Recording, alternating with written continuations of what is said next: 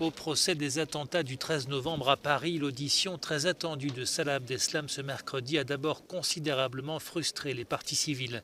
Le principal accusé, seul survivant du commando terroriste, a dans un premier temps fait valoir son droit au silence, provoquant les soupirs de la salle et les remontrances des magistrats. Puis 2 heures plus tard, Abdeslam s'est finalement ravisé, convaincu de parler par une avocate qui lui a rappelé sa promesse de s'exprimer sur son rôle exact lors des attentats. Initialement, Salah Abdeslam raconte qu'il n'aurait pas dû être présent à Paris car il devait partir en Syrie. Mais le 12 novembre, sa rencontre en Belgique avec Abdelhamid Abaoud, le coordinateur des attentats, va chambouler ses plans. Il intègre finalement le commando terroriste équipé d'une ceinture explosive qu'il n'actionnera jamais. À l'avocate, il confirme, il a renoncé. Pas par lâcheté, pas par peur, parce que je ne voulais pas, c'est tout.